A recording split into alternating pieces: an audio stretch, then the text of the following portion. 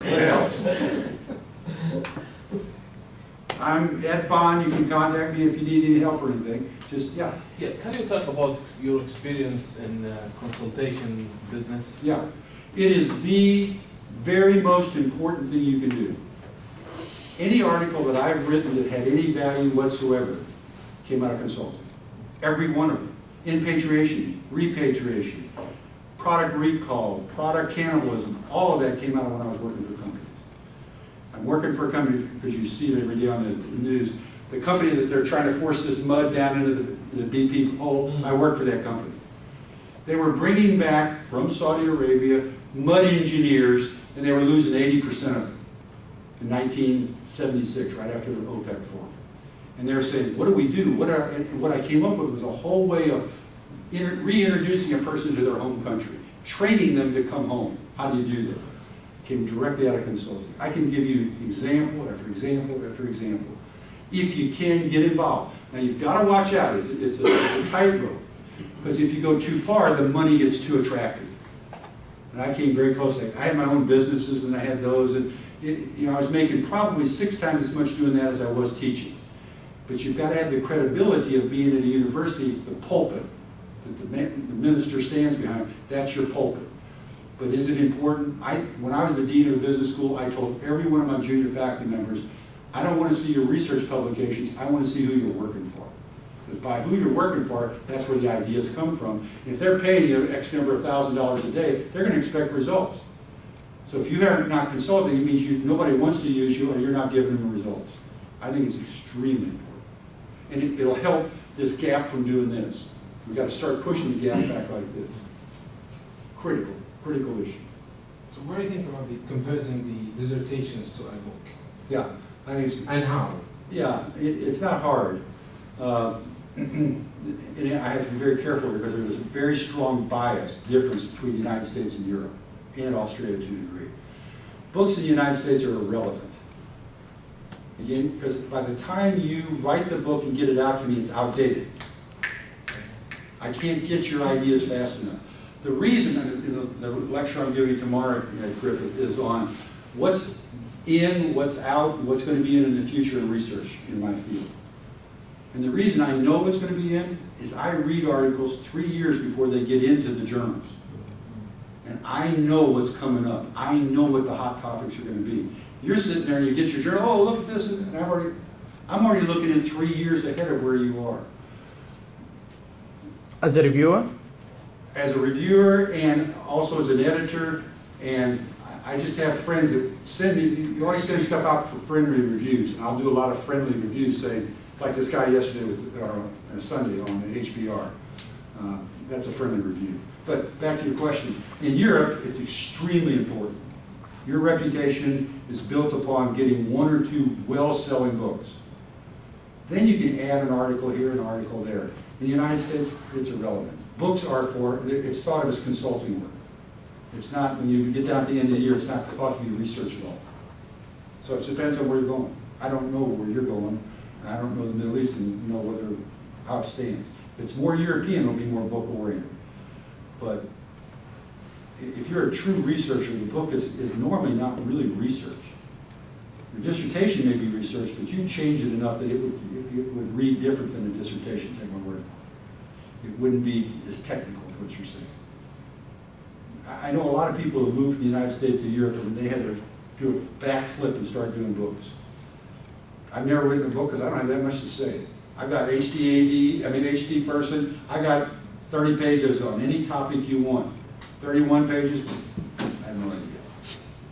Particularly for a book. You know, a very good friend of mine, Light, is a book writer. He claims to start a new book, to get it to the editor, to have it published is 10,000 hours. To revise a book from edition 1 to edition 2 is 5,000 hours. This guy's written 30 books, so he pretty well knows what he's doing. I just don't write books. I don't have that much to say, and it doesn't fit my ADHD personality. What else? Yes? Yeah, I'm a little bit confused between for a paper to be accepted should be well-grounded theory, and at the same time you encourage us to be more innovative.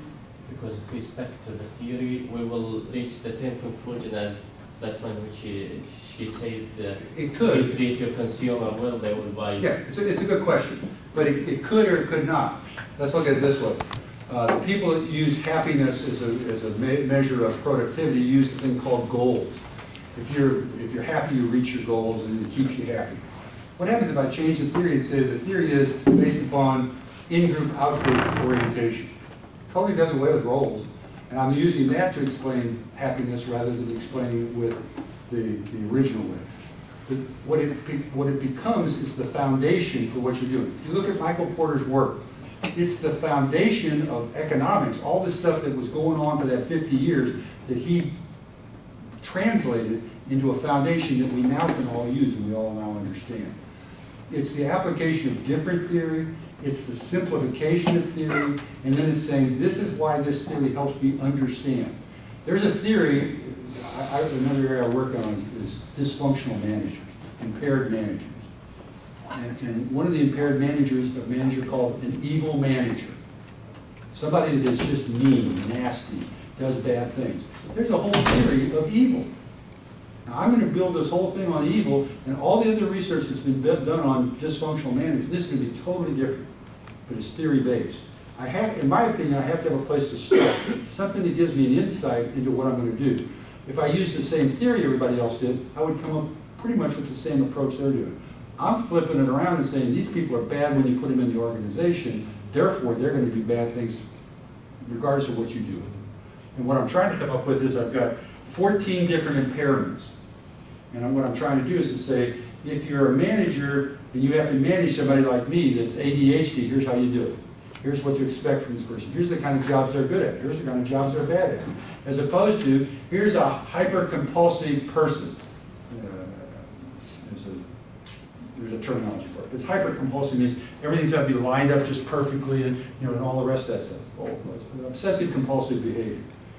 Here's what that person is, here's what you do, here's the kind of jobs you put them on. They're great accountants, but you can't make them marketing people because they can't think in those, they have to have an answer, they have to have it straight. So my point is, it's not the same theory, it's a theory that gives me a starting point to explain the behavior. The entrepreneurship article that I'm working with Mario is going to be based upon the theory of attention disorder deficit, which is a chemical problem, it's a serotonin problem. We're going to base it on that rather than where you went to school or did you come from a family business or all these other theories of why people become entrepreneurs. So it's the application of the theory rather than using the same theory. Okay? Yep. For the academic promotion, is it important that the topic which you work in, the publication, is directly related to your basic science, I mean basic background? I can't answer that because the behavioral and the hard sciences and the ones in between, it varies dramatically. I would say in business it's not important at all. I would say in engineering it's probably very important. I would say in medicine it's probably very important. But in behavioral sciences, consumer behavior, OB, it's probably not important. So it really varies by what discipline you're in. Can be a person published paper that based on literature review. Yes. There's a journal out of Australia right now called the International Journal of Management Reviews. And it's a very good idea. In fact, I just wrote an article for them. What they do is they say, this topic that I said there's 46 papers in the world on, write a review article of all those papers so that if he's interested in studying that topic, he'll buy our journal and look at that review. So yes, you can. Can you do it many other places? Only if you do a meta-analysis. Are you familiar with meta-analysis? Meta-analysis says, I'm going to take 50 different studies and combine them all together to give you the answer. And there's a statistical approach to being able to do that. But other than that, I can't say no, but it would be a rare occurrence for that. Anything else? Let's go home. Thank you very much.